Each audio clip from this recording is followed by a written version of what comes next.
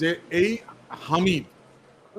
হামিদ কি করে দিনে দুপুরে বিমানবন্দর দিয়ে পালালো, এবং আমাদের মানে এই যে বিমানবন্দর দিয়ে পালালো মানে হচ্ছে যে তাকে পালাতে সহযোগিতা করা হয়েছে। তাকে যদি পালাতে সহযোগিতা করা না হতো তাহলে কোনোভাবেই সে পালাতে পারত না। 2 ঘন্টার মধ্যে তাহলে তারা চুপ্পুর কাছ থেকে কত টাকা নিয়ে হান্নান মাসুদ এবং এই যে সার্জিস এবং আপনার গেছিল, এবং ওই দিন আসিফ মাহমুদ বলেছিল যে আপনি যদি আমাদের কথা না শোনেন সেনাবাহিনী আপনাকে গুলি করবে। এই সাবেক রাষ্ট্রপতি আব্দুল হামিদ পালিয়ে গিয়েছে রাতের অন্ধকারে। আব্দুল হামিদ কার সাহায্যে পালিয়ে গিয়েছে, কারা তাকে এয়ারপোর্ট পার করে দিয়েছে? কথা উঠতেছে অন্তর্বর্তীকালীন সরকার দেশকে উস্কে দেওয়ার জন্যই এবং আওয়ামী লীগকে ফাঁদে ফেলার জন্য ডক্টর ইউনূস নিজেই আব্দুল হামিদকে দেশ থেকে পালিয়ে যাওয়ার জন্য সুযোগ করে দিয়েছেন।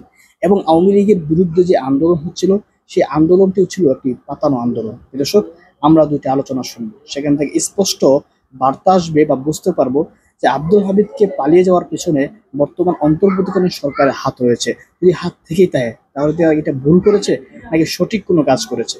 চলুন আমরা তাদের আলোচনা শুনবো। আব্দুল্লাহ 1 ঘন্টার আলটিমেটাম দিল এবং আমরা দেখলাম এদের উপরে ওয়াসা এদেরকে পানি সরবরাহ করলো এবং মিউনিসিপ্যালিটি এদের উপরে পানি বর্ষণ করলো। অনেকেই বলার চেষ্টা করছে এটা এই সরকারেরই মানে একটা সমঝোতা, তাদের মাধ্যমেই তাদের দ্বারা অনুষ্ঠিত একটি নাটক। নানান কথা বলছেন, এক একজন এক এক কথা বলছেন। আপনার টেকটা নিতে চাই, আপনি এই পুরো বিষয়টাকে কিভাবে দেখেন? জি, অনেক ধন্যবাদ। আমাদের দেশে আওয়ামী লীগের বাহিরে আরেকটা দল তার কার্যক্রম নিষিদ্ধ ছিল, সেটা হলো জামাতে ইসলাম। তো অভিযোগ হলো 1971-এর সেই সময় বাংলাদেশের পক্ষ না নেওয়া। তো এই ঘটনাকে কেন্দ্র করে বাংলাদেশের পক্ষ না নেওয়াই আপনার এই জিনিসটা না বারবার চলে আসে। যতদিন বাংলাদেশ নামের একটা ভূখণ্ড থাকবে ততদিন এটা চলে আসবে। তো এটাকে আপনার হলো এনসিপি এটাকে ক্যাপিটালাইজ করার চেষ্টা করছে। আসলে সহজে বলেন, ক্যাশ করতে চেষ্টা করছে। আমি আপনাকে বলি, এনসিপির যদি রাজনীতি দাঁড় করাতে চাই, ঠিক আছে, তাহলে একই সঙ্গে আওয়ামী লীগ ধ্বংস করে আওয়ামী লীগের লোক, পাশাপাশি জামাত শিবিরের আদর্শগত চরিত্র হনন করে তাদেরকেও তার সঙ্গে নিতে হবে। কেবলমাত্র এই 2 শর্তে এনসিপি দাঁড়াবে, এটা হলো বিষয়। এনসিপির সদস্যরা যেই আবেগ এবং উন্মাদনা নিয়ে শুরু করেছিল, জেলায় জেলায় জেলা পরিষদগুলোতে তাদের প্রান্তিক পর্যায়ের কর্মী যারা সৃষ্টি হয়েছিল, ওইখানে তারা একটা আয়ের সোর্স বানিয়েছিল। ওইখান থেকে জেলা প্রশাসকরা হাড্ডি ছুড়ে দিত, এনসিপির কুকুরগুলো সেই হাড্ডিগুলো চাটত। ঠিক আছে, অর্থাৎ ন্যায় ভিত্তিক একটা দলকে রাতারাতি আপনার হলো কমিশন ভোগী, মুনাফা ভোগী, চাঁদাবাজ, নিয়োগ বাণিজ্যের সঙ্গে সম্পৃক্ত হয়ে গেল। এই তো এনসিপি, তাই না? তো এই এনসিপির বিষয়ে এটাই আর কি, মানে ছোট যারা চেলাগুলো আছে এগুলো জেলা পরিষদ আর হলো উপজেলা পরিষদের হাড্ডি মানে চষে, আর যেগুলো বড়গুলো আছে সেগুলো আপনার হলো সচিবালয়ের হাড্ডি চষে, আর যেগুলো আরো বড় আছে সেগুলোতে ইলিয়াস ভাই বলছে 5 কোটি টাকার নিচে ওদের সাথে কথা বলা যায় না। এই হলো লেভেলিং। তো এই লেভেলিং এর কারণে ওরা তো নষ্ট হয়ে গেছে। তো আওয়ামী লীগ নিষিদ্ধের বিষয়ে একটা হাইপ তুলে রিকভারির চেষ্টা করেছে। বেসিক্যালি ওদের তো আসলে কোনো চিন্তাগত রাজনীতি নাই।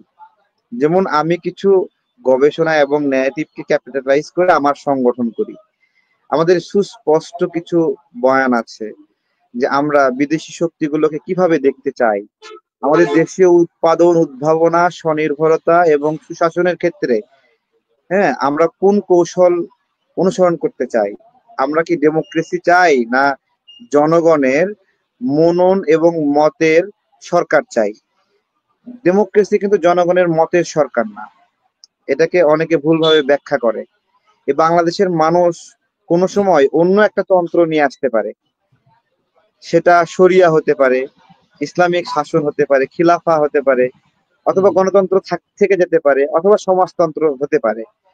তো আমরা এমন একটা রাজনৈতিক চিন্তা চাই যে এই বাংলাদেশের মানুষ যখন যেটাকে সমর্থন করছে আমরা সেটাকে আমরা সাপোর্ট করব। এইটা এইটা আবার এনসিপি নাই,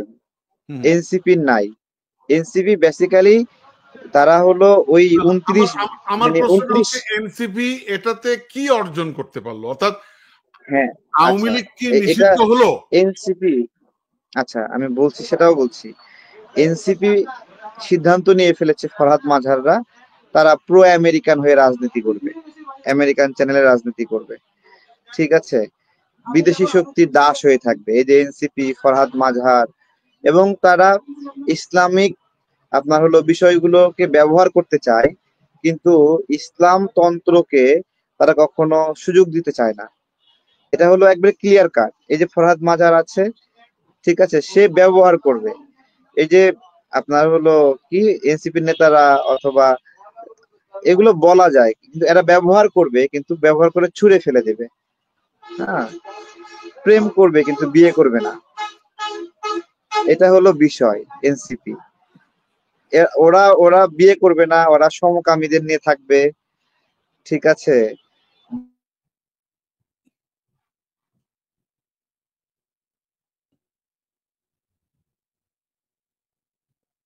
তারেক আপনি আটকে গেছেন, শোনা যাচ্ছে? হ্যাঁ শোনা যাচ্ছে, আপনার ভিডিওটা আটকে গেছে। হ্যাঁ বলেন। হ্যাঁ জি বলেন প্লিজ, গো হেড। সমকামীদের নিয়ে তাদের ব্যবহার করবে।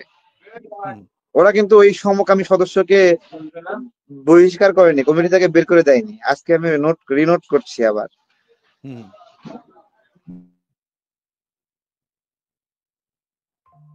বের করে দেয়নি। আচ্ছা, আপনার হলো আওয়ামী লীগের ভবিষ্যৎ জামাতের চেয়ে ভালো।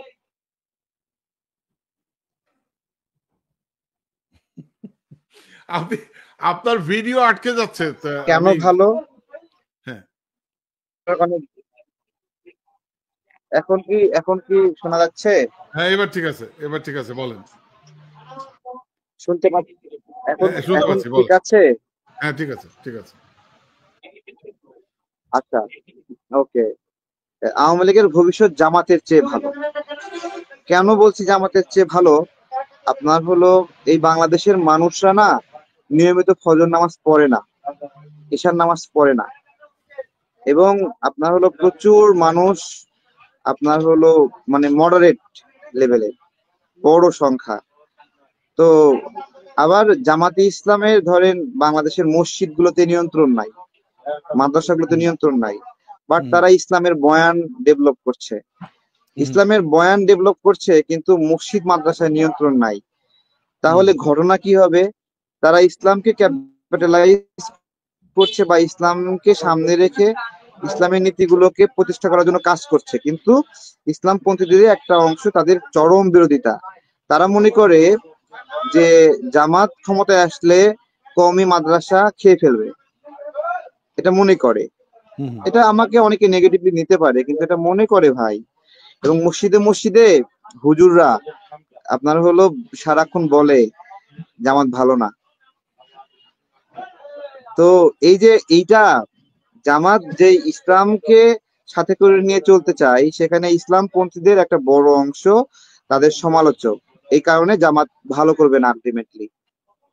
আবার এই দেশের সব মানুষ ইসলাম প্র্যাকটিস করে না, কিন্তু আমি সেটা আমি বলতেছি আওয়ামী লীগ নিষিদ্ধের বিষয়ে আসছি, যে আওয়ামী লীগের ভবিষ্যৎ ভালো কেন সেটা বলতেছি। মানে এই যে নিষিদ্ধ করার পরে ভবিষ্যৎ ভালো, আস্তে আস্তে আসছি। ভবিষ্যৎ ভালো কেন? আপনার হলো আওয়ামী লীগ যারা করে এরা আসলে দল বদল করে না, বুঝছেন? এমনিতেই কিছু মানুষ আছে সার্জিসের মতো, তারা আওয়ামী লীগের সময় আবার এখনো এসে মধু খাচ্ছে, এগুলো আসলে আসল আওয়ামী লীগ না। এরা সব সময়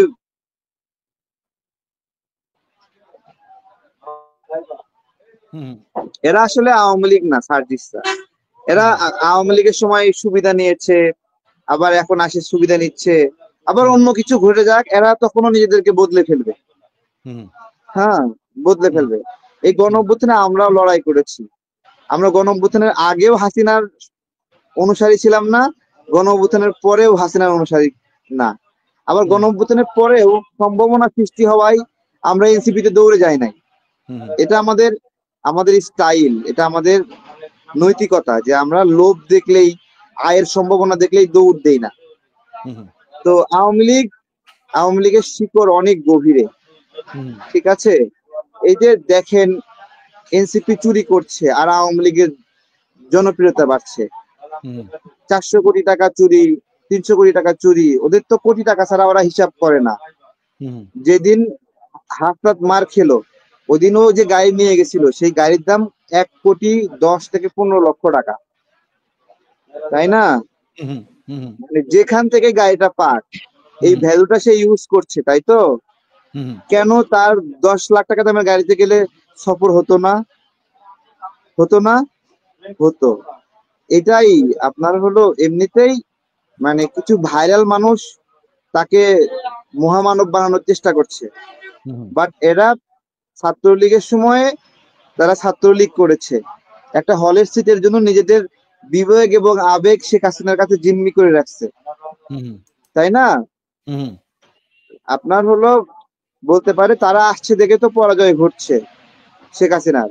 হ্যাঁ, কিন্তু বাংলাদেশের মানুষ আপনার হলো 16 বছর কষ্ট পেয়েছে তাদের গাদ্দারির কারণে।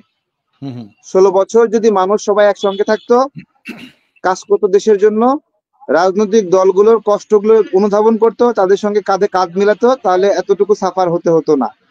16 বছর তো অন্তত তারা চামচা ছিল। যারা 16 বছর চামচা ছিল তারা নিজেদের সেই দুর্গন্ধগুলো কাটানোর জন্য এখন বেশি বেশি আওয়ামী লীগের বিরুদ্ধে বলে। আমরা আওয়ামী লীগের বিরুদ্ধে আমরা যতটুকু না বলি তারা আরো বাড়ায় বলে। তারা এটা তাদের কৌশল হিসেবে নিয়েছে তারা এগুলো। আচ্ছা, এখন আমার প্রশ্ন, আমি বুঝছি আপনি কি বলতে চাচ্ছেন। এখন প্রশ্ন হচ্ছে, এনসিপি যদি এখন জামাতে ইসলাম কিংবা শিবিরের উপরে ভর করে রাজনীতি করে, তাহলে এনসিপি যে বলছে আমরা মধ্যপন্থী, তাহলে এই আমি এটা বহুবার বলছি, অন্তত 3 মাস যাবত একই কথা বলছি যে সার্জিস এবং হাসনাত, তোমরা তোমাদের রাজনৈতিক লাইনটা ঠিক করো। তোমরা কি মধ্যপন্থী? তোমরা যদি মধ্যপন্থী হও তাহলে কেন তোমরা এক্সট্রিম ডানপন্থীদের ঘাড়ে বন্ধু? শোনেন, ওরা আসলে ডানপন্থী না, বামপন্থীও না, ওরা হলো খাওয়াপন্থী। ওরা শুধু খাইতে পছন্দ করে। এখন আপনি আমাকে বলেন, এই যে জামায়াতকে নিয়ে যে আন্দোলনটা করা হলো, এই মানে এর পুরো ক্রেডিটটা তো চলে গেল জামাতের কাছে, ঠিক আছে? তাদের কাছে তো থাকলো না। আমি আপনাকে একটা কথা বলি, এখন আমার মানে আমি আওয়ামী লীগকে কোন জায়গায় দেখতে চাই? আমি চাই কি জানেন, যে আওয়ামী লীগের সকল নেতাকর্মী একটা বস্তার মধ্যে থাকুক, আওয়ামী লীগ পরিচয়ে, এবং তারা যে ভুল করছে সেই ভুলের জন্য এই বস্তার মধ্যে থেকে তারা গরম পাবে, তারা ঘামবে, মানুষ যাওয়া আসির পথে একটা করে ঠোকা দেবে। এটা আওয়ামী লীগের ভুলের শাস্তি। কিন্তু যখন আওয়ামী লীগ নিষিদ্ধ হয়ে গিয়ে এই আওয়ামী লীগের নেতা কর্মীদেরকে আপনার হলো বিভিন্ন দলে নেওয়া হচ্ছে, তাই না? তো তখন এরা যখন এনসিপি হবে তখন এ তো আমাকে আর ভয় পাবে না। আমি যে গণ অভ্যুত্থানের সাহসী সন্তান, আমাকে তো সে ভয় না, নাকি? রাইট। তো তো এ যখন জামাতে যাবে তখন তো সে আমাকে ভয় পাবে না। তাহলে আমরা যে কষ্ট করে এত বড় একটা অ্যাচিভ করলাম, তাহলে আমরা যারা সাফার আর মজলুম, তারা মানে ওই দল পাল্টানো আওয়ামী লীগ নেতাদের কাছে আবারও মজলুম হব, তাই তো? হুম আমি এই জন্য চাইছিলাম যে এরা সবাই আওয়ামী লীগ হিসেবেই থাকুক, মাঝে মাঝে দৌড়ানি দেব, একটু ইয়ে করবো, তারা প্রতিকূল পরিবেশ ফেস করবে। হুম মানে এটা আমার আমার হলো মানে অনুধাবন। হ্যাঁ। হুম এবং এই যে আপনার হলো একটা দলকে বহিষ্কার করলে তো সে বহিষ্কার হয়ে থাকে না, হুম আমরা তো ভালো অনেক, সেজন্য আপনার দেখেন জামাত তো নিষিদ্ধ ছিল, আস্তে আস্তে আস্তে তারা সোশ্যালাইজ করেছে না, তাই না? তো ৭১-এর অপরাধের চেয়েও কি আওয়ামী লীগ বড় অপরাধ করেছে নাকি আসলে? না, করে নাই, করে নাই। এখন আমি ওই যে তাহলে আওয়ামী লীগ, আমি কেন বলছি এই যে মানদণ্ড করার চেষ্টা করছি যে আওয়ামী লীগ আসলে কত দ্রুত ফিরবে, হুম তাহলে আপনার হলো যদি ৭১-এর অপরাধের চেয়ে এই অপরাধ ছোট অপরাধ হয়, তাহলে ৭১-এর অপরাধ করার জন্য যদি জামাতের স্বাভাবিক হইতে এত অল্প সময় লাগে, মাত্র ১৫ বছর বা ১০ বছরের মতো সময় লাগছে, হুম তাই না? হুম সেহেতু আওয়ামী লীগ তার পুনরূপে ফিরে আসবে মাত্র ৫ থেকে ৬ বছরের মধ্যে। হুম হুম ১০ বছর লাগবে না, ৫ থেকে ৬ বছরের মধ্যে। তাকে হুম নিষিদ্ধ করেন, মাটির নিচে কবর দেন, যাই দেন, নিষিদ্ধ করার ফলে আসলে কি হবে? দেখেন, নিষিদ্ধ করার ফলে তারা এটাকে রিঅ্যাক্টিভ করার জন্য বড় একটা লড়াই করবে, যে হুম লড়াইটা একটা ম্যাসাকার হবে, এই তো।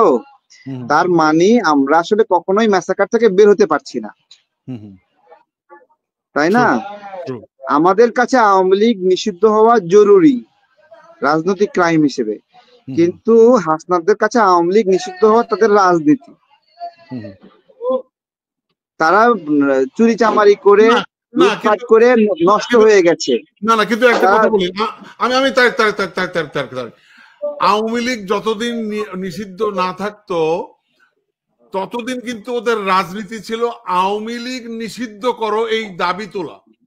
কিন্তু এই না না, আওয়ামী লীগ যখন নিষিদ্ধ এটা তো হলো একটা, তখনই তাদের শুনেন রাজনীতি শুনেন, শেষ। না না, ওরা তো এত, ওরা শুনেন ওদের পরামর্শ দিচ্ছে গুটিবাজ ফরহাদ মাজহার, বুঝছেন? শুধু ফরাদ মানে মাজার বলেন কেন, আমাদের আমাদের পিনাকিদাকে বাদ দেবেন কেন? আচ্ছা আচ্ছা, এখন পিনাকি দাদা অনেক জনপ্রিয় মানুষ, তাই তাকে বাদের পক্ষে রাখাই ভালো। আপনি আপনি পিনাকিদার নাম নিতে চাচ্ছেন না, সাহস পাচ্ছেন না এই জন্য। না না, মানে আপনার হলো আমরা তো একসাথেই কাজ করি, তো তো নিজেদের ভুলগুলো আমরা ইনবক্সে ধরবো, ঠিক আছে? হুম পরে ভুলগুলো ধরিয়ে দেই, হুম সেগুলো নিয়ে ফেসবুকে ইউটিউবে বক্তব্য দেওয়ার প্রয়োজন নাই। হুম কিন্তু আপনার হলো পিনাকি দাদা তো একটা ব্যালেন্স করেন, তাই না? অন্তত পপুলিস্ট থট গুলো নিয়ে উনি ইউটিউব কন্টেন্ট করেন, তাই তো? না, ঠিক আছে, এবং এটা পিনাকিদা জনগণের পক্ষে পিনাকিদা যায়, তাহলে কিন্তু কিন্তু তাহলে এই ফরহাদ পিনাকিদা মাজহাররা কিন্তু তা না। তাহলে পিনাকিদা এটা কি ব্যালেন্স করলো? আপনি যেটা বললেন তার ঠিক বিপরীত উনি বলছেন। উনি বলছেন জামাতের রাজনীতি না, ক্রিটিক আছে, সমালোচনা আছে, আপনি সেটা করতে পারেন, সেই আপনি, অধিকার আমি সবার বুঝছি আছে, আপনি কিন্তু আমাকে লীগ এবং যে ভাষায় কথা আমার বলে আপনি এটা অর্থাৎ আপনি যখনই এটার বিরোধিতা করবেন। আপনি আপনি আমাকে এবং পিনাকি দাদাকে মুখোমুখি দিচ্ছেন, আমি না বুঝতে না, পারছি। মুখোমুখি না, আমার প্রশ্ন করছি আপনাকে, আমি আপনাকে মুখোমুখি না, প্রশ্ন করছি। এখন আওয়ামী লীগের শুনেন, আমি আপনি আমি আপনি আপনাকে বলি আমি বলি, আমি একটু। আমি শেষ করি, প্রশ্ন শেষ করি। আপনি যখন আপনি যেটা বললেন জামায়াতে ইসলামের বিরোধিতা করা মানে কিন্তু আওয়ামী বয়ান না, জামাতে ইসলামের বিরোধিতা করা মানে ভারতের বয়ান না, জি জি জি, ভারতের বয়ান না। আওয়ামী লীগের বিরোধিতা করা মানে মানে জামাতে ইসলামের বিরোধিতা করা মানে কিন্তু আওয়ামী লীগের আজকে বয়ান না। শোনেন, আজকে আপনার একটা কথা বলি, আমাদের এখানে নতুন ট্রেন্ড তৈরি হয়েছে, ট্রেন্ডটা হলো কাউকে ভারতের দালাল বানানো, একদম ঠিক আছে? এই ট্রেন্ডে কখনো জামাত নেতাকে ভারতের দালাল বানানো হচ্ছে, কখনো বিএনপি নেতাকে, আমি সিরিয়াল গুলো বলি, মির্জা ফখরুলকে ভারতের দালাল বানানো হয়েছে, সালাউদ্দিন সাহেবকে, মির্জা আব্বাসকে, তারপরে খসরু সাহেবকে, মোটামুটি একটা দলের সবগুলো মানুষকে দালাল বানালে তাহলে ওই দলটা তো আর বাংলাদেশে থাকার প্রয়োজন নাই, তার মানে বাংলাদেশ থেকে বিএনপি ভ্যানিশ হয়ে যায়। এই যে তাহের ভাইকে ধরেন, তাহের ভাইকে রয়ের দালাল বানানো হলো, অথবা জামাত আরেকটা নেতাকে, অথবা বিভিন্ন ভাবে। দেখেন, রাজনীতিতে বিভিন্ন সময় বিভিন্ন রাজনৈতিক দলগুলো বিভিন্ন কিছু ভেবে একটা সিদ্ধান্ত নেয়, তার মানে ওই দলটা একবারে বিক্রি হয়ে যায় এরকম না আসলে, বুঝছেন? আমি আপনাকে বলি, ধরেন আপনি যদি বিএনপির মতো একটা বড় দলের মালিক হইতেন, তাহলে আপনার একটা প্রতিবেশী রাষ্ট্র ভারতের সঙ্গে আপনার হলো ন্যায়সঙ্গত বার্গেইন করার জন্য সংগঠনের পক্ষ থেকে একজন প্রতিনিধি থাকবে না? প্রতিনিধি থাকবে কিনা বলেন? বা জামাতের কোনো প্রতিনিধি কি নাই? যেই প্রতিনিধি, আমার প্রশ্নটা আপনি কিন্তু যেই প্রতিনিধি, শুনেন, যেই প্রতিনিধি আসতেছেন না। আমার প্রশ্ন হচ্ছে জাতীয় সঙ্গীত গাওয়া, তারপরে হচ্ছে জামাত কি বলে, জামাতের কতিপয় নেতাকে রাজাকার বলা, এবং আপনি কি বলে জামাতের ৭১-এর কর্মকাণ্ডের বিরোধিতা করা, এটা কি একটু বলি, শুনেন, আমাদেরকে সামগ্রিক বিষয়ে সহনীয় হতে হবে। আপনি একদিনে জাতীয় সঙ্গীত পরিবর্তন করে আরেকটা জাতীয় সঙ্গীত বানাতে পারবেন না। এই জাতীয় সঙ্গীতের এমন কিছু ভাষা আছে, মা তোর বদন খানি মলিন হলে আমি নয়ন জলে ভাসি। মানে কি, মা তোমার গায়ে কালি লাগলে, মানে দেশের কথা বলছে, দেশের গায়ে যদি, দেশের পায়ে যদি ময়লা লাগে আমি নয়ন জলে ভাসি, তাই না? এই যে আমার দেশে কালি লাগলে, কালিমা লাগলে আমি যে কাঁদি, এই ভাষা তো আপনার হলো অন্য কেউ নাই তো। আর আপনি একটা গান লিখতে পারেন, এখন ওই গানটা বিএনপির পক্ষে হয়ে গেলে বিএনপির, আওয়ামী লীগ বা জামাত তারা বলবে না এই গান মানি না, এই গান আমার জাতীয় সঙ্গীত হতে পারে না। আবার আওয়ামী লীগের কেউ লিখলে বলবে নতুন করে জাতীয় সঙ্গীত না, এটা আমরা মানি না, তাই না? এই তো পরিস্থিতি। জাতীয় সঙ্গীতটা আমাদের 1971 সালে যুদ্ধের সময়ই বাজানো হয়েছে, যে এটাই আমার একটা সঙ্গীত, আমার আর কোনো সঙ্গীত ছিল না, তাই তো? তো আমার, হ্যাঁ, কোনো সময় যদি ভালো একটা সঙ্গীত পাওয়া যায়, বাংলাদেশের কোন একটা লেখক লিখেছে, সুন্দর করে গাওয়া হচ্ছে, তখন আমরা নতুন সঙ্গীত নিতে পারি। কিন্তু আপাতত তো এই সঙ্গীতটা বাংলাদেশের অস্তিত্ব, বাংলাদেশের আপনার হলো ইস্টাবলিশমেন্টকে ধারণ করে। এটা হইতে পারে রবীন্দ্রনাথের লেখা, কিন্তু আপনি আমাকে একটা বিকল্প দেন আগে, তারপরে না রবীন্দ্রনাথেরটা আমি ছুঁড়ে ফেলে দেই। সেই পর্যন্ত, যতক্ষণ পর্যন্ত এটা আমার জাতীয় সঙ্গীত আছে, ততক্ষণ পর্যন্ত আমরা তো সবাই এটাকে রেসপেক্ট করতে বাধ্য। আপনি যদি সেটা রেসপেক্ট না করেন, তাহলে তো আমার মুক্তিযুদ্ধ রেসপেক্ট করা হবে না। জাতীয় সঙ্গীত মুক্তিযুদ্ধের অনেক আগে, 1906-07 সালের থেকে 11 সালের মধ্যে এটা লেখা হয়েছে সম্ভবত, তাই না? বঙ্গভঙ্গকে কেন্দ্র করে। বঙ্গভঙ্গ বাংলাদেশের অস্তিত্বের বিরুদ্ধে ছিল, রবীন্দ্রনাথ লিখেছে, কিন্তু আপনার হলো আনহোপফুলি এটা বাংলাদেশের মুক্তিযুদ্ধের সময় এটা কাজে লেগেছিল, তাই না? তো আমাদেরকে তো ধৈর্য ধরতে হবে নতুন একটা সঙ্গীত লেখার জন্য। এখন সেই নতুন সঙ্গীত সবাই মানবে কিনা, এটাও একটা বিষয় রয়েছে। তো ডিবেট হতে পারে ভাই, এটা নিয়ে ডিবেট হতে পারে, কিন্তু যতক্ষণ আছে ততক্ষণ পর্যন্ত এইভাবে অসম্মান করা, হেয় করা, এটা আসলে আপনার হলো একটু আমাদেরকে একটু নরম হতে হবে। এত এত এত এত মানে স্ট্রং হলে ভেঙে যাবে, দেশটা ভেঙে যাবে। স্ট্রং হলে ফ্লেক্সিবল হতে হবে। যেভাবে যেই উপায়ে জনপ্রিয় ব্যক্তিরা তাদের মতবাদ ইস্টাবলিশ করার চেষ্টা করছেন, এতে ভেঙে যাচ্ছে, মটমট করে ভেঙে যাচ্ছে। আপনি একবার মানে হলো বিএনপি নেতাদের ভাঙলেন, আরেকবার জামাত নেতাদের ভাঙলেন, আরেকটু পরে আপনি সেনাবাহিনীকে ভাঙবেন, তাই তো? আরেকটু পরে উপদেষ্টাদের ভাঙবেন। সবাইকে যদি এরকম মটমট করে ভাঙতে থাকেন, তাহলে আমরা কোনো সময় ঐক্যবদ্ধ হতে পারবো? এই ভাঙার খেলা কমায় আনতে হবে, সহনীয় হতে হবে সবাইকে। আমাদের একটা ডেমোক্রেটিক পলিসিতে যেতে হবে। এই ডেমোক্রেটিক পলিসিতে মজলুম লোকেরা সামনে সংসদে যাবে এবং তারা হলো কালেকটিভ বার্গেইন করবে। সেই বার্গেইনের মাধ্যমে দেশ আস্তে আস্তে আগায় যাবে। আমি আপনাকে একটা কথা বলি, যে এখন যদি একটা সংসদ থাকতো আমার, তাহলে সেই সংসদের সকল মানুষ অবশ্যই আমেরিকাকে করিডোর দেওয়ার ক্ষেত্রে রাজি হতো না, তাই না? তাহলে সকল মানুষ যদি রাজি না হতো, তাহলে আমেরিকা করিডোর পাইতো না। এক্স্যাক্টলি। তাহলে আমার একটা সংসদ কেন দরকার, এটা বুঝতে হবে, ঠিক আছে? হ্যাঁ, এখানে ডক্টর ইউনূস একটা পরে একটা করে প্রজেক্ট নিচ্ছে, প্রকল্প নিচ্ছে, আমরা দুই একটা দেখছি, কিন্তু বাকি সব দেখতে পাচ্ছি না। লোভ করার ক্ষেত্রে উনি সর্বোচ্চ পরিমাণ একজন লোভী মানুষের পরিচয় দিয়েছেন। এক্স্যাক্টলি তারেক ভাই, আমার মতে, আমি আমার মত বলছি, উনি সর্বোচ্চ লোভের পরিচয় দিয়েছেন।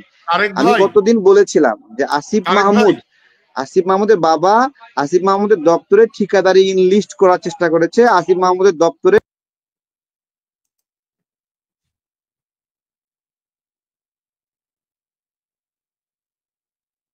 আমি জানি না তারেকের এখানে ইন্টারনেট সোফার আমরা দেখলাম যে তারেকের এখানে বোধহয় সম্ভবত ইলেকট্রিসিটি নাই।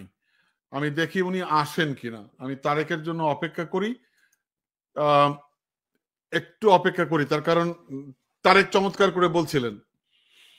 সো যে বিষয়গুলো নিয়ে আমরা কথা বলতে চাই, গণতন্ত্র বাক স্বাধীনতা আমাদের হজম হচ্ছে না। সেনাবাহিনীর ম্যাজিস্ট্রেসি ক্ষমতা আছে, কিন্তু সেনাবাহিনীকে অনেকটা গা ছাড়া মনে হচ্ছে, এবং বেশ কিছু কথাবার্তা আসছে সেনাবাহিনী সম্পর্কে, অনেক কথা হচ্ছে সেনাবাহিনীকে। আমার কাছে আমরা মনে করি সেনাবাহিনীকে তার অন্তত দেশের মানুষের নিরাপত্তাটা অ্যাকাউন্টে নেওয়া উচিত। গণতন্ত্রের পক্ষে সেনাবাহিনীকে থাকা উচিত, মানুষের সাধারণ মানুষের পক্ষে সেনাবাহিনীকে থাকা উচিত। সো এই বিষয়গুলো নিয়ে আসলে আমাদের ব্যাপক কথা বলা উচিত। যে কথাটি বলতেছিলেন তারেক খুবই সিগনিফিকেন্ট, অর্থাৎ আমাদের একটি নির্বাচিত প্রতিনিধি দরকার। এই জন্যই দরকার যে নির্বাচিত প্রতিনিধিরাই হচ্ছে এই সার্বভৌম। অর্থাৎ আপনার মানে যদি একটি দেশের নির্বাচিত প্রতিনিধি না থাকে, তাহলে সেই দেশটার মানে আমি জানি না মানে কি হবে। আমি তারেককে পেয়েছি। তারেক আপনি আপনি বলছিলেন। আমার এখানে আসতে শোনা যাচ্ছে একটু কোনো একটা কারণে, আমি জোরে বলবো। তারেক আপনি বলছিলেন, আচ্ছা তারেক আবার চলে গেছে, আসুক। তো আমি যে কথাটি বলছিলাম যে একটি নির্বাচিত সরকার দরকার, নির্বাচন দরকার, আমাদের সংস্কার দরকার। সংস্কার যত দ্রুত সম্ভব করে আমাদের নির্বাচনের দিকে যাওয়া দরকার। এটি খুবই জরুরি, আমাদের দেশের সার্বভৌম রক্ষার জন্য এটি জরুরি। হ্যাঁ, শুনতে পাচ্ছেন? এবার শুনতে পাচ্ছি, আপনি বলুন প্লিজ, গো হেড। দাঁড়ান একটু সেকেন্ড, শোনা যাচ্ছে? আমি শুনতে পাচ্ছি, গো হেড, আপনি বলেন। ও আচ্ছা, আমি যেটা বলতেছিলাম যে এই যে রিজিড হওয়া অতিরিক্ত, যে এই এখনই এটা করো, এখনই ওইটা করো, এই যে মবক্রেসি, এগুলো আর চলা যাবে না। দেশকে স্থিতিশীল করতে হবে ভাই, স্বাভাবিক পর্যায়ে যেতে হবে। একটা সুন্দর নির্বাচন প্রয়োজন। যেটা বলছিলাম, একটা সংসদ থাকলে ওই সংসদের সব মানুষ অন্তত বিক্রি হতো না করিডোর দেওয়ার ক্ষেত্রে। কেউ না কেউ ওখানে দাঁড়ায় চ্যালেঞ্জ করতো। এখন পারছে কেউ চ্যালেঞ্জ করতে? পারছে? 2-3 জন মানুষ তারা বক্তব্য দিচ্ছে, এটা আমাদেরকে শুনতে হচ্ছে, তাই না? আমি পররাষ্ট্র উপদেষ্টা, ওনাকে ধন্যবাদ দেই। উনি মুখ ফসকে করিডোরের বিষয়টা বলে ফেলেছেন। আমি ওনার সাথে দেখা করেছিলাম। লোকটা ব্যাপক মুখ ফসকা, উনি গড়বড় করে অনেক কথা বলে দেন। ঠিক আছে, উনি না বললে আমরা কেউ জীবনেও জানতাম না। ডক্টর ইউনূস একটা কৌশলগত অবস্থান নিছে যে আমেরিকার বিষয়ে ওনার যা ভাল লাগবে উনি করবে, পারলে তোমরা ঠেকাও। এখন আমেরিকা তো একটা বড় শক্তি, জামাত তো তার বিরুদ্ধে যাবে না, বিএনপি তো তার বিরুদ্ধে ভাবে যাবে না, কিন্তু যার হাতে আমি আমানতটা দিলাম, বন্দুকটা দিলাম, সে তো আমাকে গুলি করে ফেললো। উনি ডিসিশন নিয়েছে যে দেখি কে আসবে, কেউ তো আসবে না, আমেরিকা ম্যানেজ করে ফেলবে। এই যে দেশ বিক্রি হওয়া, একটা সংসদ থাকলে দেশ বিক্রি হয় না। হ্যাঁ, আমার যে সেন্ট মার্টিন, এই সেন্ট মার্টিনে কি হচ্ছে আমরা জানি? কোনো খবর আছে এখানে? কোন মিডিয়া যাইতে পারে, নিউজ করতে পারে? না, পারে না। পারে কোনো মিডিয়া নিউজ করতে পারে না, ওখান থেকে কোনো খবর আসে না। যে ব্রিজটা ভাঙছিল ওই দিন কোনো ঝড় ছিল না, কোনো জাহাজ ভাঙছে কিনা সেই ধরনের কোনো ডকুমেন্টসও নাই। জাহাজ ভাঙতে গেলে জাহাজও ক্ষতিগ্রস্ত হবে, এরকম কোনো জাহাজ ক্ষতিগ্রস্ত হয়েছে কিনা সেই দলিলও নাই। তাহলে ওই যে মানুষ পারাপার হওয়ার জন্য যে ব্রিজটা ছিল ওইটা ভেঙে এরপর থেকে তো ওখানে যাওয়া বন্ধ করলো, খুব সুকৌশলে। দেখেন কোনো খবর আসছে না। বাংলাদেশের মানুষরা আমাদের কথাগুলো বিশ্বাস করা শুরু করছে। প্রথমে ডক্টর ইউনূসের বিরুদ্ধে কিছু বললেই সবাই আমাদেরকে গালি দিত, এমন গালি দিত, আরে ভাই তোমার সাথে আমার বন্ধুত্ব 2018 সাল থেকে, 18 সাল থেকে 3বার গুম হইলাম, মার খাইলাম, ব্যবসা বাণিজ্য ক্ষতিগ্রস্ত হইলো। হ্যাঁ, তোমার সাথে আমার এত প্রেম, আজকে নতুন প্রেমিক আসছে, তুমি আমাকে ভুলে গিয়ে তার সমালোচনা করলেই তুমি আমাকে এখন গালি দিচ্ছ, আমাকে দালাল বলতেছো।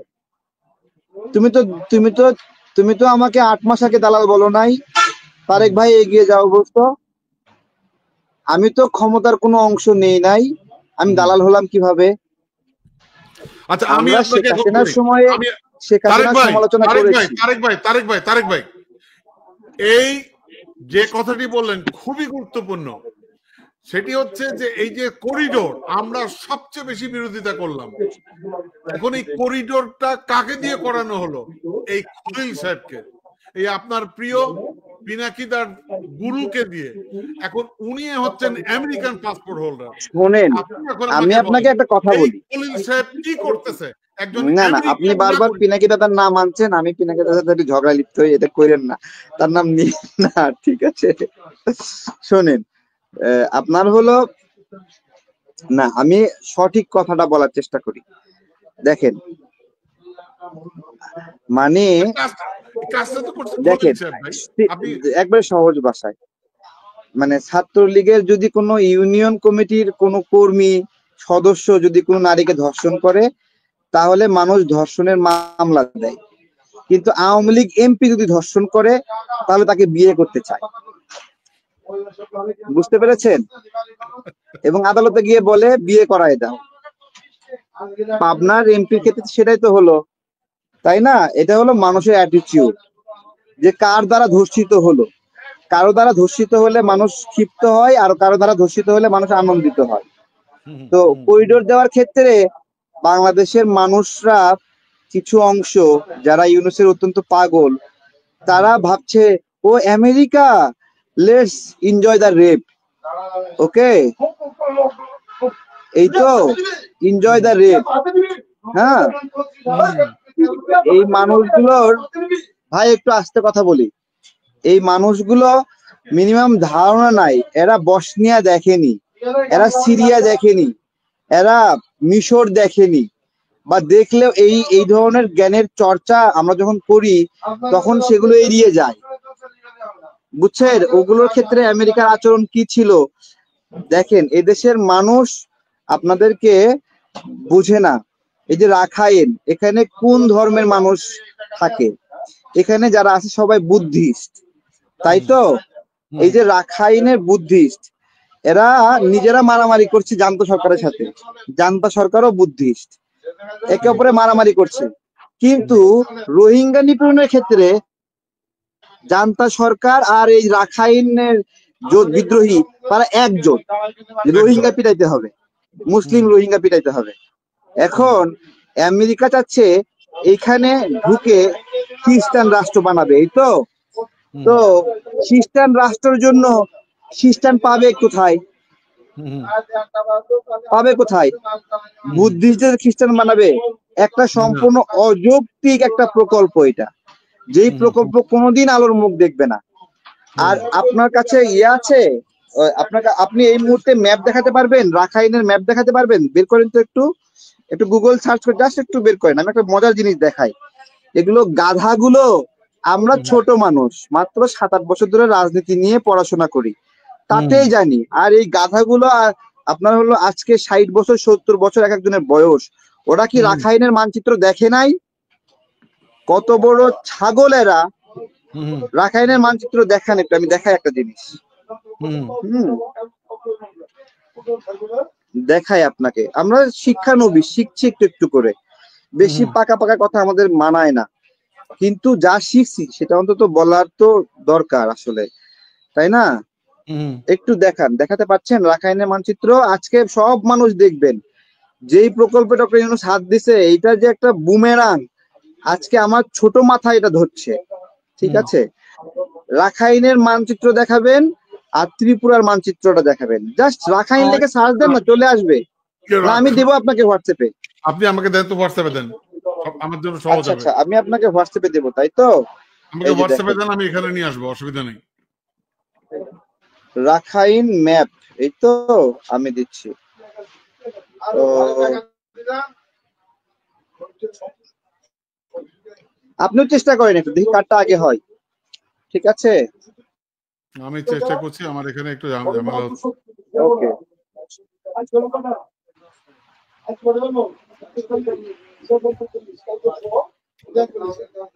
আচ্ছা, ও এটা গুগল ম্যাপে চলে আসছে, সরি। সিঙ্গেল ম্যাপ দেন। হ্যাঁ আমি দিচ্ছি, এই তো। পাইছেন? আপনারা দেখলে বুঝবেন। আমি দুটা ম্যাপ দেব, একটা হলো রাখাইন, একটা রাখাইনের ম্যাপ, আর একটা হলো দেব হলো ত্রিপুরার ম্যাপ। ঠিক আছে, দেন দেন দেন, আমাকে এখানে দেন।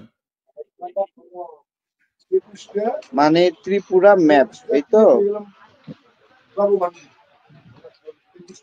আচ্ছা, এই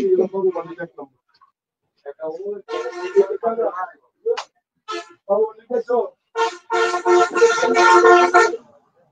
দিয়েছেন? পারছেন বের করতে? আমি পাইনি।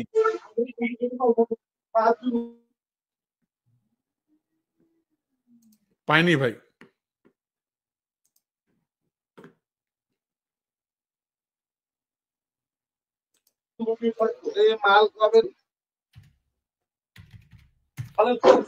কোথায় এটা দিয়েছেন এটা? সবাইকে এই বিষয়টা দেখতে হবে। হ্যাঁ, কোথায় দিলেন?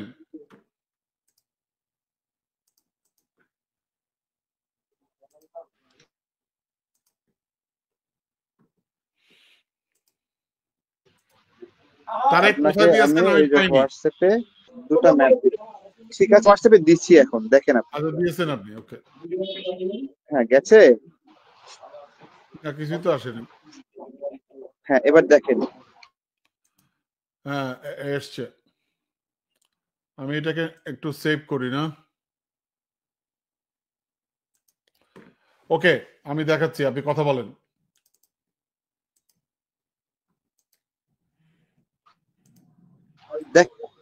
গেছে, আপনি দেখেন। কথা বলেন, আমি দেখাচ্ছি, এখানে দেখাচ্ছি এখনই। আচ্ছা, আমি এখানে জাস্ট দেখাই আপনাকে। পেয়েছেন? পেয়েছি পেয়েছি, দেখাচ্ছি। রাখাইন, এই যে দেখাচ্ছি, এই যে। হুম, হ্যাঁ হ্যাঁ, এই যে দেখেন। হ্যাঁ রে, নড়ায়ও না। এই যে রাখাইন, লালটা রাখাইন, তাই তো? লালটা রাখান। আচ্ছা, হ্যাঁ, এই লালটা রাখাইন। হ্যাঁ, লালটা রাখান। এই অংশই তো করিডোরের মাধ্যমে আমেরিকা দখল করতে চায়। এই লাল অংশটা দখল করতে চায়। এই লাল এবার আপনি অংশটা, ত্রিপুরা দেখান। লাল অংশটা দখল করতে চায়। হ্যাঁ, লাল অংশ নিয়েই তো বার্মা অ্যাক্ট, তাই না? হ্যাঁ এবার হ্যাঁ ত্রিপুরা হ্যাঁ, দেখান আপনি। এবার ত্রিপুরা আমি দেখাচ্ছি। দেখাচ্ছি, দেখেন। এরা যে কত বড় গাধা আজকে প্রমাণিত হবে। দেখেন, ত্রিপুরার বাংলাদেশ সীমান্ত থেকে সিলেট সীমান্ত মাত্র, এখানে মাত্র আপনার হলো 41 কিলোমিটার, তাই তো? এই যে দেখেন, বাংলাদেশ চাইলে এই ত্রিপুরা খেয়ে ফেলতে পারে, বুঝছেন? এই যে রাঙ্গামাটি থেকে সিলেটের মাঝখানে যে গ্যাপটুকু দেখেন, মাউস দিয়ে একটু দেখান, যদি দেখানো সম্ভব হয়, ওইটা খেয়ে ফেলতে পারে বাংলাদেশ চাইলে। অথবা ওই চিকেন নেকে আছে যে, ওই চিকেন নেক থেকে পুরা উত্তর পূর্ব অঞ্চল ভারত এটা খেয়ে ফেলতে পারে। ঠিক আছে, আবার ভারত চাইলে এই যে বাংলাদেশের ফেনীতে চিকেন নেক, এই কক্সবাজার অঞ্চল খেয়ে ফেলতে পারে। এটা হলো ভৌগোলিক পরিমণ্ডলের লড়াইয়ের জন্য একটা ব্যাখ্যা, যে কোনটার সম্ভাব্যতা কতটুকু। এবার আসেন রাখাইনে। ঠিক আছে, দেখেন, এই যে রাখাইনে মায়ানমারের সঙ্গে যে উন্মুক্ত প্রায় প্রায় 400 কিলোমিটারের যে লম্বা লেন্থ, 400-500 কিলোমিটারের, এটা উন্মুক্ত, মূল মায়ানমারের সঙ্গে সংযুক্ত। এটা কোনো চিকেন নেক না। ইচ্ছা করলেই রাখাইনরা আজীবনে দখল রাখতে পারবে না, বা ইচ্ছা করলেই আমেরিকা নতুন রাষ্ট্র বানাই দিলে সেটার কর্তৃত্ব ধরে রাখতে পারবে না, শুধুমাত্র সরাসরি বড় অঞ্চল মিলে মায়ানমারের সাথে সম্পৃক্ত থাকার কারণে। এই কমন সেন্সটা আমার সরকারের নাই, ইউনূস সরকারের নাই। এখানে করিডোর দিবে, এই যে করিডোর, এর করিডোরের ফলে দেখেন রাখাইন কিন্তু চিকেন নেকের মধ্যে পড়ে নাই, কিন্তু আমার চট্টগ্রাম কক্সবাজার কিন্তু চিকেন নেকের মধ্যে আছে। আপনি যেটা লড়াই শুরু করবেন, লড়াইয়ের পরে আপনি এই অঞ্চল হারাবেন না, সেই গ্যারান্টি কে দিবে? এক্স্যাক্টলি। আমার মাথা খেলতেছে যে এই লাল অংশটুকু মায়ানমারের সঙ্গে সরাসরি সম্পৃক্ত, কোনো চিকেন নেক নাই এখানে। এই এই ধরনের উন্মুক্ত জায়গা গাধাগুলো দখলের স্বপ্ন দেখে। ওরা কি জানে বাংলাদেশের চেয়ে মায়ানমারের যুদ্ধ বিমান কতগুলো বেশি?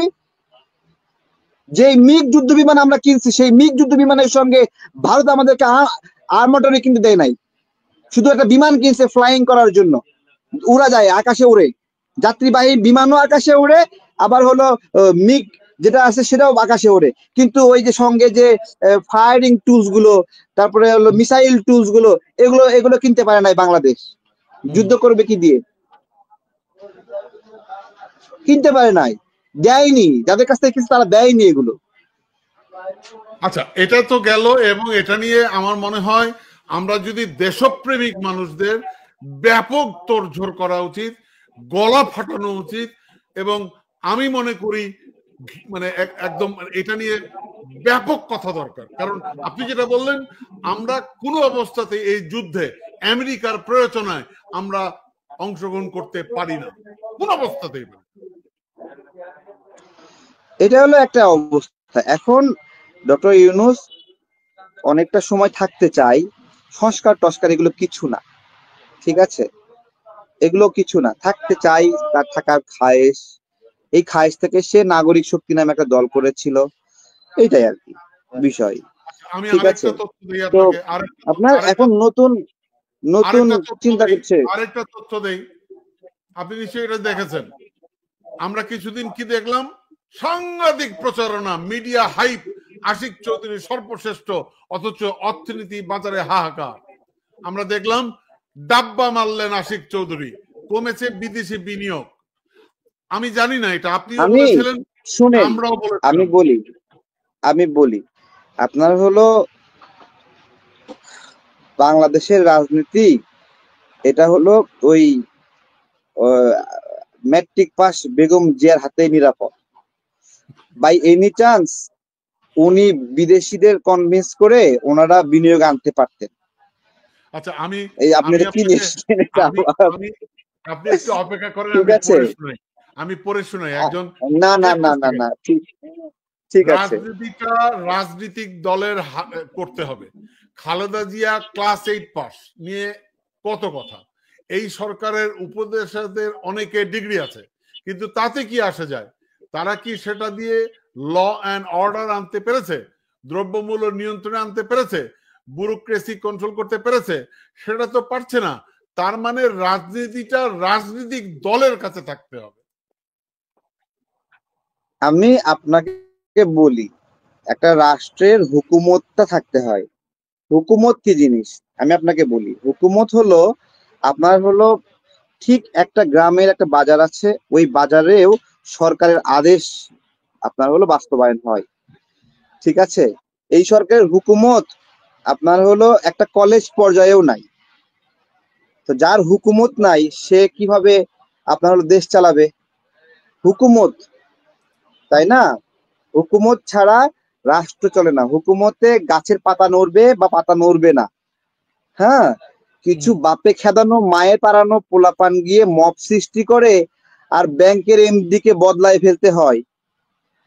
এটাই যদি বাংলাদেশের বর্তমান পরিস্থিতি হয়, হ্যাঁ, কিছু বাপে খেদানো মায়ে তাড়ানো ছেলে পেলে তারা হলো একটা প্রধান শিক্ষককে সরানোর জন্য হাউ খাউ করবে, তাতে যদি প্রধান শিক্ষককে পড়া মানে হলো আপনার সুইসাইড করতে হয়, তাহলে এই বাংলাদেশটা আমরা আপনার হলো যেই আশা নিয়ে লড়াই করেছিলাম, এই পবিত্র আশায় আর নাই। বুঝতে পেরেছেন? উস্কানি দেওয়া সহজ, উস্কানি দেওয়া সহজ, ঠিক আছে, উস্কানি দেওয়া সহজ, কিন্তু বাস্তবতা এতটা সহজ না।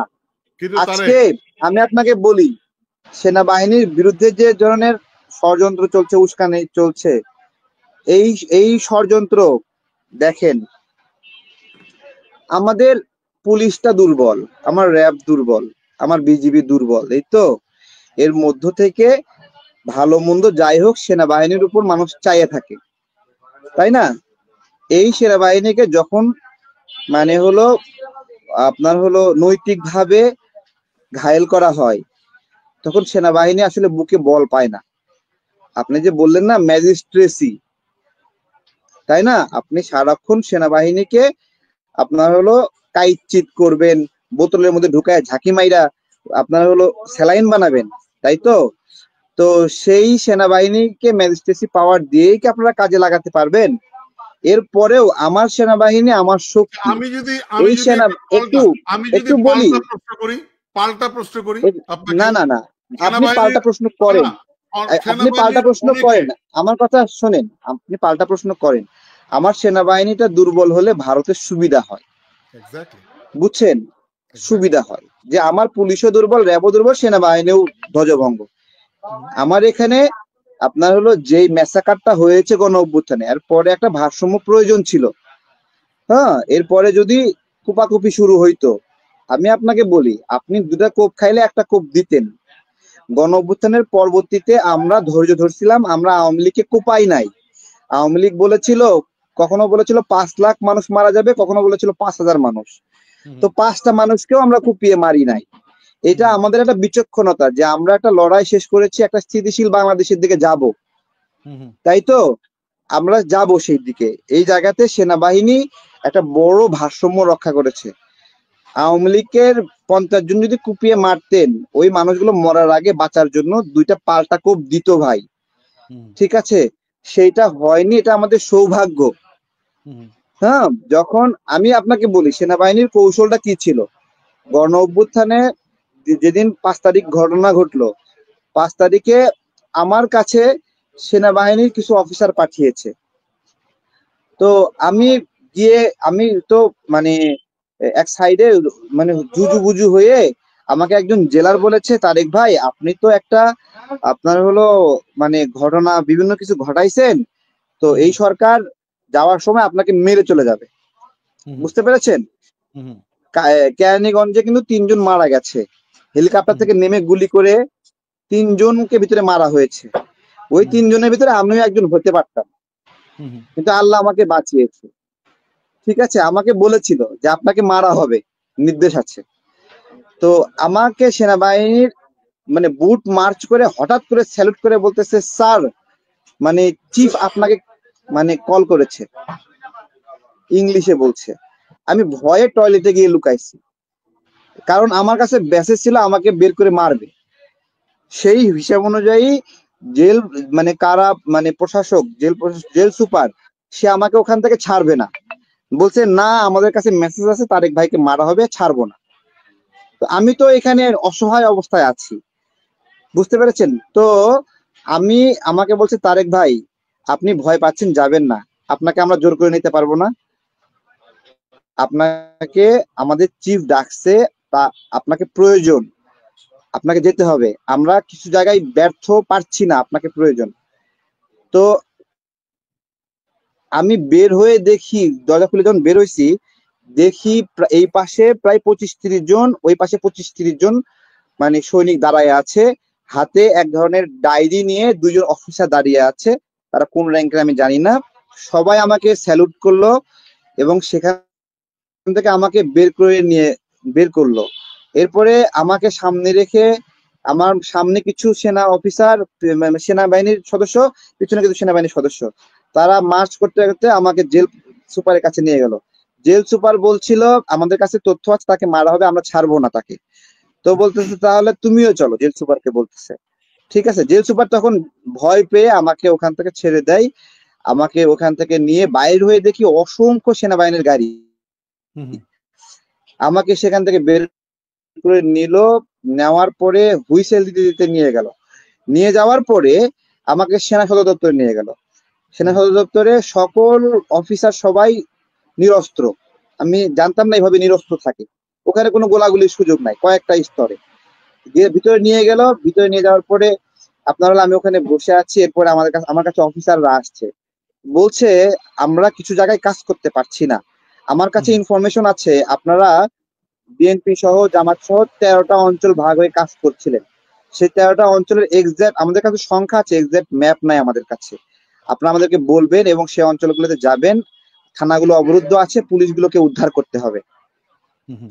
তখন আমাকে ওই রাত 9:30টার দিকে বের করলো, আমাকে গাড়িতে নিয়ে বের হয়ে বিভিন্ন বংশাল থানা, তারপরে হলো পল্টন থানা, আরো অনেকগুলো জায়গায় বাড্ডা সহ প্রায় 10-12টা থানার দিকে আমাকে নিয়ে গেল। নিয়ে যে যেগুলো অবরুদ্ধ ছিল আমাকে ওরা ইউজ করেছে, জাস্ট সামনে রেখে বলছে আপনি সবাইকে বলবেন সবাই শান্ত হওয়ার জন্য।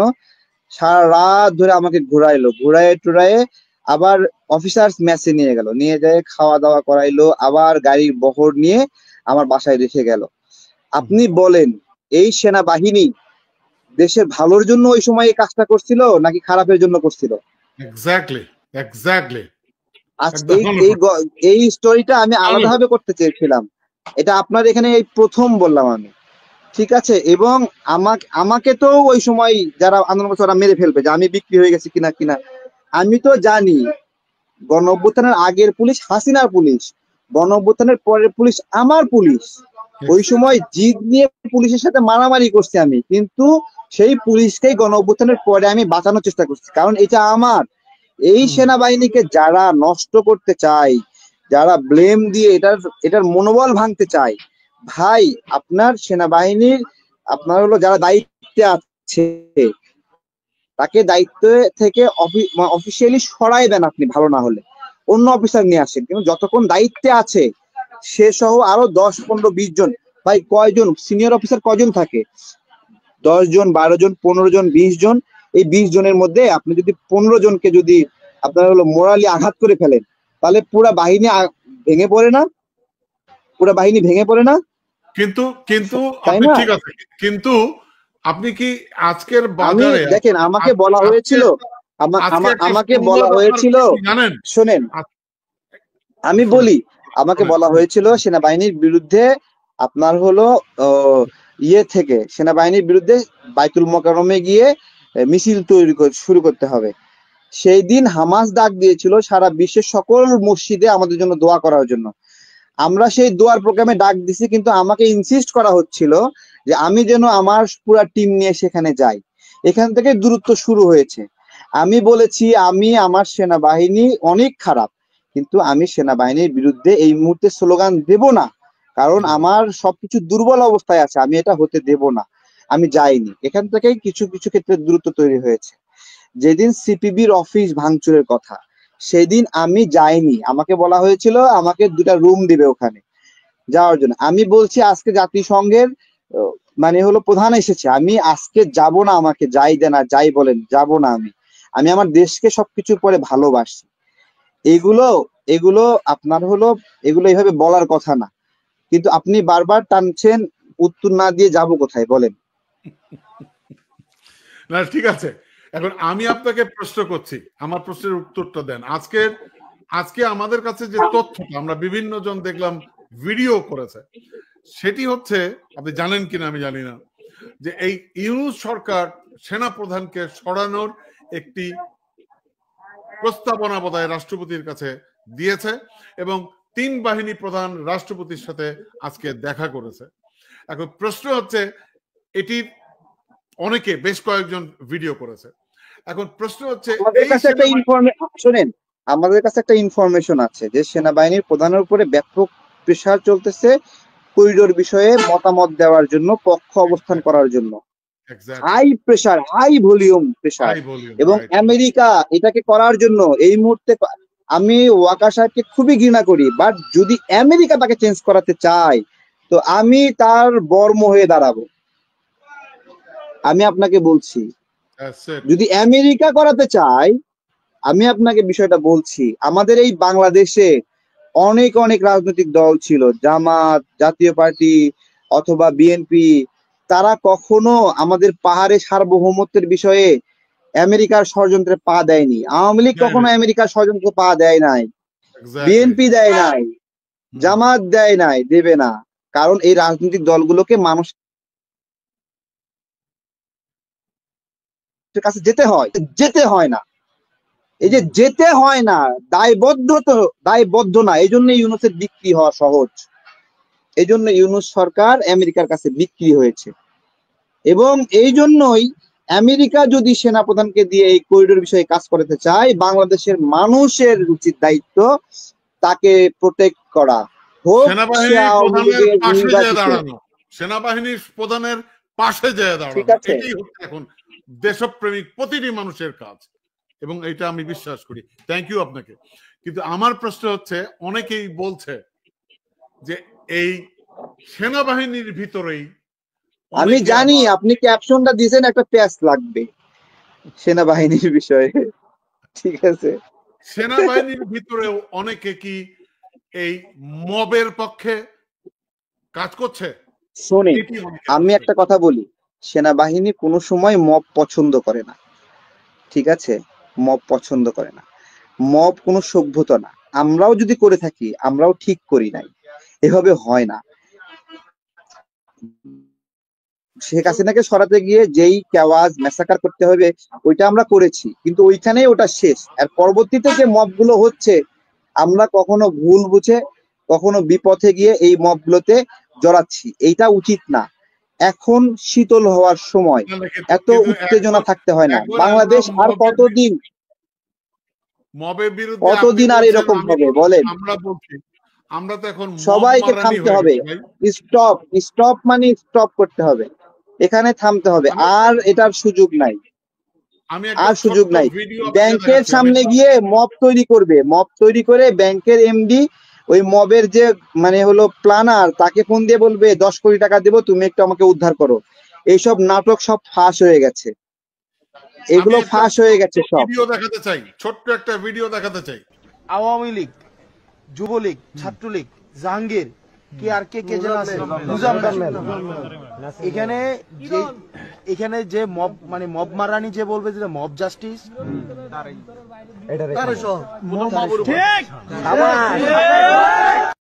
মানে আপনি মবের বিরুদ্ধে কিছু বলতে পারবেন না, আপনি এখন মব মারানি হয়ে যাবেন। আপনি কিন্তু আমি তো বলতেছি ওদের ওরা কাকে কি বলবে, আমরা জীবনে আওয়ামী লীগ করিনি, তোমরা আওয়ামী লীগ করছো, একটা সিটের জন্য আওয়ামী লীগ করছো। তোমাদের নৈতিক শক্তি আর আমাদের নৈতিক শক্তি আলাদা। এই যে করিডোর নিয়ে কথা হচ্ছে, মুখে তো টেপ লাগাই দিয়ে রাখছো, করিডোর নিয়ে কথা বলো না, মব মারানি, হ্যাঁ, এগুলো বলবে না। এবং আমরা প্রতিজ্ঞাবদ্ধ, কখনো আমাদের দলে আওয়ামী লীগ নেব না। ওরা নেবে, আমাদের থেকে ওদের পার্থক্য এটা, ওরা নেবে, লিখে রাখেন, ওরা নেবে, ওরা নেওয়ার জন্য আওয়ামী লীগ নিষিদ্ধ করছে। আমরা আওয়ামী লীগ নিষিদ্ধ চাই আওয়ামী লীগের বিচার করার জন্য, আর ওরা আওয়ামী লীগ নিষিদ্ধ চাই, ওরা আওয়ামী লীগ নিয়ে ওরা শক্তিশালী হওয়ার জন্য, ওরা আওয়ামী লীগের শক্তিটাকে নিজের শক্তি বানাতে চায়, আওয়ামী লীগের অর্থকে নিজের অর্থনৈতিক শক্তি বানাতে চায়, এই জন্য ওরা আওয়ামী লীগ নিষিদ্ধ চায়। আর আমি চাই, আমি ক্ষতিগ্রস্ত হয়েছি, 3 বার গুম হয়েছি, আমি আমার গুমের সঙ্গে যারা জড়িত ওদের বিচার করতে চাই। আমি সাফারার, হাসনাত সার্জিস সাফারার না, মাইন্ড ইট। ওকে, অনেক ধন্যবাদ আপনাকে। আমি ওই প্রসঙ্গে আরেকবার যেতে চাই, আরেকটু পরিষ্কার হয়নি আমার কাছে। সেটি হচ্ছে এই যে ভাইব তোলা হলো, এবং আমরা বললাম একটি নির্বাচিত সরকার ছাড়া এদেশে কেউ বিনিয়োগ করবে না, কেউ বিনিয়োগ করবে না ভাই। এখন প্রশ্ন হচ্ছে যে আমাদেরকে বলা হলো, শুনেন আমি আপনাকে একটা কথা বলি, আমাদেরকে বলা হলো আমরা নাকি অতি চালাক, আমরা বলে সব বুঝি, এবং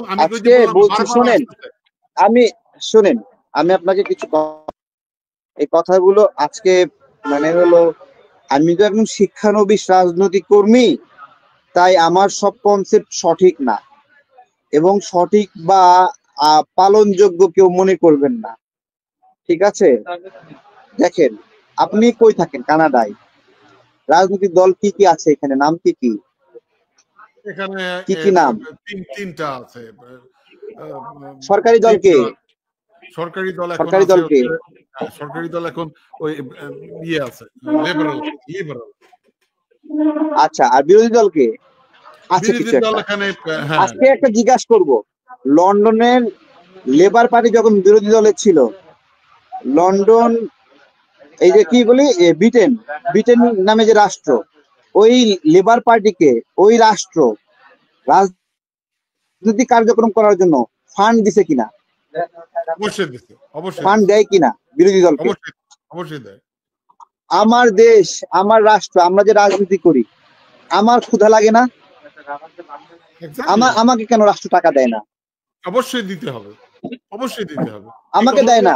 তাহলে আপনি একটা বিরাট বট গাছের মতো দল, সরকারি দল, বিরোধী দল, এতগুলো নেতা কর্মী, রাজনৈতিক কর্মী, তাদেরকে রাষ্ট্র অর্থায়ন করবে না? অবশ্যই করবে, অবশ্যই করবে। সভ্য দেশ করে, আমার দেশ করে না। করতে হবে। হ্যাঁ, তাহলে রাজনীতিবিদের অর্থনৈতিক উৎস কি? আমি এখানে লজ্জা শরম ভেঙ্গে আম বিক্রি করতেছি। এই যে আমি এখানে আছি, আমার এই যে প্যাকেজিং চলতেছে, সবকিছু দেখাচ্ছি, এই যে কাজকর্ম করছে, ঠিক আছে? আমার শরম নাই, তাই আমি আম বিক্রি করি। কিন্তু সব রাজনীতিবিদ তো এটাকে প্রেস্টিজ হিসেবে নিতে পারে না, তাই না? বা এতটুকু সুযোগও নাই। আমার দলের ক্ষতি হচ্ছে, আমি এখানে আম বিক্রি করছি, তাই না? দলের ক্ষতি হচ্ছে। দলের ক্ষতি হওয়া মানে কি? দেশেরও ক্ষতি হয়। আমি এখানে আমার বুদ্ধি দ্বারা রাষ্ট্র উপকৃত হবে। আমি আম বিক্রিতে ইনভলভ থাকবো 10 লাখ টাকার জন্য? বলেন। আপনি যে বললেন না যে নির্বাচিত সরকার না আসলে ইনভেস্টমেন্ট আসবে না, ব্যবসায়ীরা ধরেন একটা বিক্রি করবে, মানে একটা ওষুধ বিক্রি করবে, ওষুধের বোতল বিক্রি করবে। সেই ওষুধের বোতল বিক্রি করার সময় ব্যবসায়ীরা কি চায়? ব্যবসা করার জন্য নিরাপত্তা চায়। এই ব্যবসা করার নিরাপত্তা কে দেয়? ব্যবসা করার নিরাপত্তা কে দেয়? রাজনৈতিক দলগুলো দেয়। এবং রাজনৈতিক দলগুলো যদি না দেয় এই নিরাপত্তা, তারা যদি শান্তি বজায় রেখে এই নিরাপত্তা না দেয়, তাহলে ব্যবসা দাঁড়াতেই পারবে না। এই জন্য ব্যবসায়ীরা তাদের পরিকল্পনার মধ্যে 50 পয়সা প্রফিট যদি করে প্রত্যেকটা পণ্যে, ধরে রাখে, আর 10টা পয়সা বেশি নেয়। 10টা পয়সা বড় বড় জায়ান্ট ব্যবসায়ীরা 10টা পয়সা বেশি নেয় কেন? শুধুমাত্র রাজনৈতিক দলগুলোকে অর্থায়ন করার জন্য। রাজনৈতিক দলগুলোকে কেন অর্থায়ন করে? নিরাপত্তার জন্য। বসুন্ধরা গ্রুপ জামাতকে কেন অর্থায়ন করবে? অথবা বিএনপি কে অথবা এনসিপি কে কেন অর্থায়ন করবে? তার ব্যবসার নিরাপত্তা চাইছে। মেঘনা গ্রুপ, সিটি গ্রুপ, রূপায়ণ গ্রুপ কেন এনসিপি কে অফিস দিল? যাতে করে ওরা যে আগে আওয়ামী লীগের সঙ্গে ছিল, রূপায়ণ গ্রুপ, এখন যেন এটা ব্যাকআপ পায়, এজন্য এনসিপি কে অফিস দিছে, তাই না? এই যে রাজনৈতিক দলগুলো অর্থ পায় এই সকল উৎসগুলো থেকে, তাই না? তো আপনি যেটা বলছেন যে বিনিয়োগ আসে না কেন? মানুষ যখন দেখবে একটা সরকার, একটা ব্যবসায়ীর মানে লাইফ সাইকেল হলো 5 ইয়ার। সরকারের লাইফ সাইকেল যেরকম 5 ইয়ার, আমি বলি, একটু বলতে দেন, শোনেন, আপনি শোনেন, আমাকেই বলতে দেন, আপনি বললেন না, ঠিক আছে? রাজনীতির সরকারের লাইফ যেরকম 5 ইয়ার, একটা ব্যবসায়ের লাইফ সাইকেল, একটা সরকারের লাইফ সাইকেল যেরকম 5 ইয়ার, একটা ব্যবসায়ীরও ব্যবসার বিভিন্ন সাইকেল আছে 5 ইয়ার। ওই 5 ইয়ার মধ্যে একটা সরকার, নতুন সরকার আসলে প্রথম বছরে তারা হলো তাদের সঙ্গে সম্পর্ক তৈরি করে। আগের যারা ছিল ওদের সাথে সম্পর্ক ত্যাগ করে নতুন সম্পর্ক তৈরি করে এবং ব্যবসায় স্ট্যাবিলিটি নিয়ে আসে। এরপরে 4 বছর ব্যবসা করে। এই 4 বছর যে ব্যবসা করে, ও শুধু সরকারি দলকে টাকা দেয় না, ও সামনে যে দল সরকার ক্ষমতায় আসবে তাদেরকেও ভিতরে ভিতরে পালে এবং পুষে। এই যে বশির সাহেব, এই যে আকিস কোম্পানি, তার ভাই এমপি, এবং বশির সাহেব হত্যা মামলার আসামি, উপদেষ্টা। এর পরেও সে কেন উপদেষ্টা হলো? কারণ তার আকিস গ্রুপের মাধ্যমে দীর্ঘদিন সে কোনো একটা রাজনৈতিক দলকে পেলে পুষে বড় করছে, তাই সেই দলের সুপারিশে বশির সাহেব উপদেষ্টা হয়েছে। তো ব্যবসায়ীগুলো একটা স্ট্যাবিলিটি চায়, তারা কোনো অস্থিতিশীল সরকারের সময় বিনিয়োগ করতে চায় না। তার টাকাটা সে নিরাপদে রেখে দিয়েছে, একটা স্থায়ী সরকার আসলে সে সব ফেলে দিয়ে 5 বছরের জন্য বিনিয়োগ করবে। আমার প্রশ্নটা ছিল এই আশেককে আমরা হিরো বানালাম, মানে কি মহা হিরো বানালাম। আশেকের বিরুদ্ধে কিছু বললো আমাদেরকে গালি খেতে হতো, আমাদেরকে গালি দিত মানুষ। আরে আশিক তো শোনেন, আশিক তো এমন হিরো বলতে ফেললো যে যে ইউনুসের চেয়েও বড় ইউনুস চলে আসছে। এক্স্যাক্টলি আশিকের বিষয়ে বললো যে ইউনুসের চেয়েও বড় ইউনুস চলে আসছে। আর এই আশেক এখন ডাব্বা মারলেন, অর্থাৎ উনি ডাব্বা মেরেছেন। তো উনি যে ডাব্বা মারবেন, এটা তো আমি অনেক আগে বলেছি যে ওটা ডাব্বা মারবেন। তার কারণ এই সরকারের যেটা আপনি বললেন যে এই অস্থায়ী সরকারের উপর থাকা অবস্থায় কোনো বিনিয়োগ আসবে না। এবং আপনি যেটা বললেন ভাই, আমার এখানে একটা প্রশ্ন আছে, আরেকটি ব্যাপার, যে এই যে ছোটখাটো যে ব্যবসাগুলো, মধ্যম ব্যবসায়ীগুলো, অধিকাংশ এরা এখন নিরাপত্তাহীনতায় ভুগছে। এরা এখন নিশ্চিন্তে ব্যবসা করতে পারছে না। মানে ব্যবসায়িকদের মধ্যেও তো একটা আতঙ্ক তৈরি হয়েছে। এই আতঙ্কটা আরো বাড়বে, তাহলে আমাদের অর্থনৈতিক অবস্থা কোথায় যেয়ে দাঁড়াবে আপনার কি মনে হয়?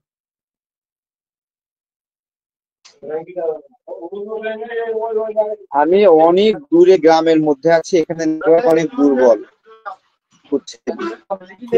খুবই দুর্বল। আপনি আপনার ভিডিও থেমে যাচ্ছে। আমার মনে হয় যে এই পর্যন্তই থাক, অন্যান্য প্রসঙ্গগুলো আগামীতে আবারও করব আমরা।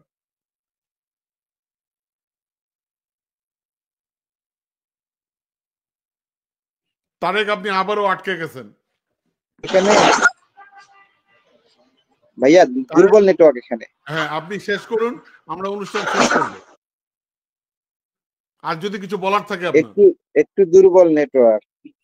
আপনার কিছু বলার না থাকলে আমরা শেষ করব। আপনি আর কিছু বলবেন, আমরা অনুষ্ঠান শেষ করব। বুঝি নাই। আমরা অনুষ্ঠান শেষ করতে চাই, আপনি কি আর কিছু বলবেন? ভালো থাকবেন। আর হলো আমি হ্যাঁ, সবার উদ্দেশ্যে একটা বার্তা আছে। বার্তা হলো যে ওই একই বার্তাই, আপনারা কাউকে অতিরিক্ত বিশ্বাস করবেন না, আমাকেও না, কাউকে না। আপনারা সবসময় পরিস্থিতি দেখবেন, কোনটা ভালো এবং মন্দ ভাববেন, ঠিক আছে? মানে আমি সোশ্যালি পরিচিত মানুষ। আমি প্রত্যেকটা মুহূর্তে এমন কিছু চেষ্টা করি, আমার মনে যাই থাকুক, আমি চেষ্টা করি আপনারা যেন নাখোশ না হন, ঠিক আছে? আমার মনে খারাপ কিছু আছে, কিন্তু আপনারা নাখোশ হবেন এটা আমি করি না। এটা কেন করি না? আমার গ্রহণযোগ্যতার স্বার্থে। আমি আপনাকে ভালোবাসি তাই জন্য না, ঠিক আছে? তো আমি যা কিছু ভালো করি তা আমার ইচ্ছা থেকে করি এরকম না, এটা শুধু মনে রাখবেন। যা কিছু সুন্দর সুন্দর কথা বলে সবাই নিজ ইচ্ছা থেকে বলে এরকম না। অনেক সময় হাততালি পাওয়ার জন্য বলে, বাহাবা পাওয়ার জন্য বলে, এগুলো অনেক বিষয় রয়েছে। তো এগুলো নিজেদের মস্তিষ্কটা নিজের মাথার মধ্যেই রাখেন, আর একজনের কাছে বর্গা দিয়ে রাখলে, ঠিক আছে, তাহলে আপনার হলো ভালো হবে না। আর আমাদের গণতান্ত্রিক প্রক্রিয়ার উপর আস্থা রাখতে হবে। দেশের মানুষ ভোট দিয়ে 2 কুকুরের মধ্যে 1 কুকুরকে নির্বাচিত করবে, সমস্যা আছে? আর ওই ভোট আয়োজন করবে একজন ফেরেশতা, কিন্তু সেটাই সিস্টেম, ওই ভোটের মাধ্যমে আসতে হবে। এটাই জনগণের নিকট দায়বদ্ধতা জনপ্রতিনিধির। একটু বাজে ভাবে বলছি মনে হয়, না? থ্যাংক ইউ, ভালো থাকবেন তারেক। অনেক অনেক ভালো লাগলো, অনেক অনেক অনেক কথা আপনি বললেন। ভালো থাকবেন, সুস্থ থাকবেন। আর আমার উপর রাগ ক্ষোভ করবেন না, আমি একজন শিক্ষানবিশ রাজনৈতিক ময়দানে। আমি আসলে কারো কথা শুনে কথা বলি না, আমি নিজে নিজে ভাবি, চুপচুপ করে বসে বসে শুনি, সেগুলো বলি। যে কারণে অনেক কিছু আপনাদের আঘাত লাগে মনে হয়তোবা। তো এগুলো আমার চিন্তা, মানে আমার সিদ্ধান্ত না।